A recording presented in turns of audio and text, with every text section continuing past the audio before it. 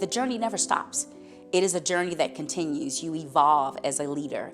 And for me, that journey has actually given me, I would say, that resiliency that I use in my current position. Leadership is something that I don't think you ever perfect it.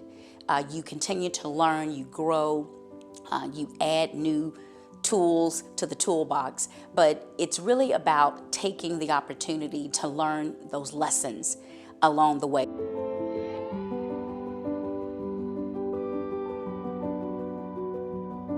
When you're starting out in leadership, I think the best thing you can do is step outside your comfort zone. Volunteer for every opportunity, even if it has nothing to do with what you do. You're going to meet people, you're going to gain experiences, you're going to get to know people, and they're going to get to know you, and then those opportunities are going to follow because you're building relationships along the way. Well, I would tell young leaders to keep doing what you're doing and to dream big about your future so that it becomes your reality. You know, life has its twists and turns, but you should go with the flow and always see the opportunity and challenges as they come at you, because someday you might see those challenges as really opportunities in disguise. So be prepared for something that's bigger than what you can imagine.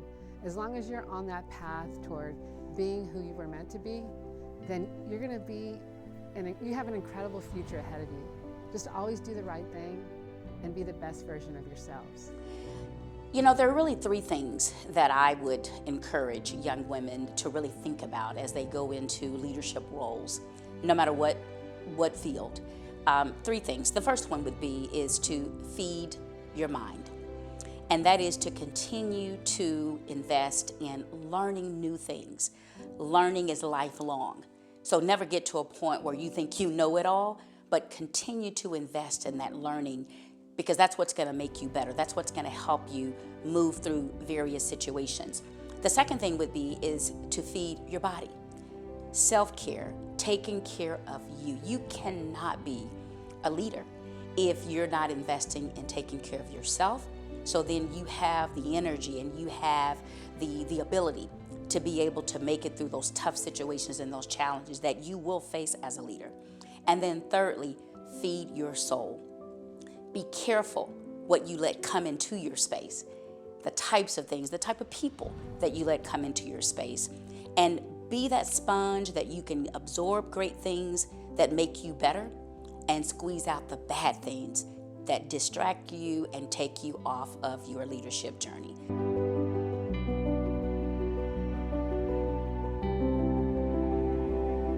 I don't know if I have a strategy about dealing in male-dominated industries, but I will tell you this. I have 4 brothers, and I was the only girl growing up.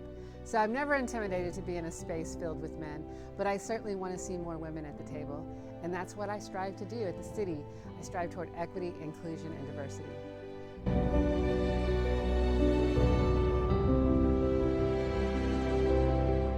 But my mother has played a very important role in who I am today.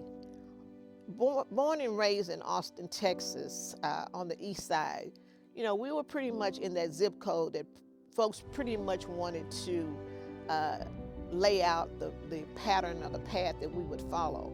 And one thing my mother always told me is that I could go anywhere I wanted to go to shop. I could be anybody that I wanted to be in terms of just my career.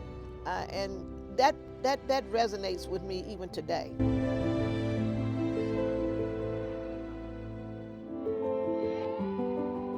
To be able to keep that balance, you have to be proactive. It's not going to happen unless you are actually very purposeful, I think, very aware that you need to make that space for you as a whole person.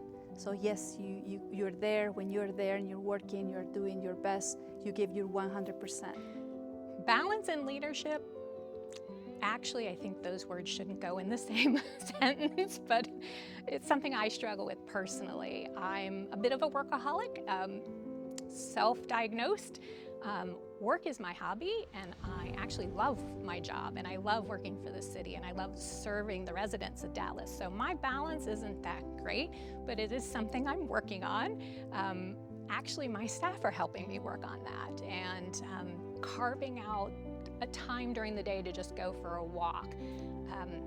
I have people helping me remember to go do that because I will get so engrossed because I love what I'm doing. I think we just have to set reminders for ourselves to go home, relax, unplug.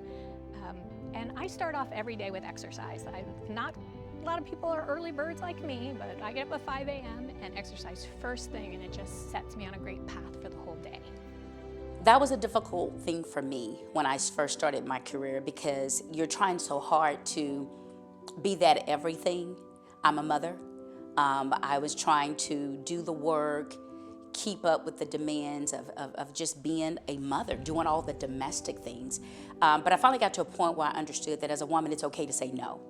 It's okay to say what you're not going to do and then not feel guilty about it. And so that requires a lot of balancing. That it requires you being able to really choose those things that you know are going to be advantageous for you and then focusing on those things. And then just taking time to do nothing. And that's hard for us as women because we are constantly in the grind. We're constantly being asked to do more. But just understanding that no is a good word. And when you need to use it and not feel guilty for using it. And so that gives you then the opportunity that when you want to then do something that really matters to you, then you have the capacity to be able to do that.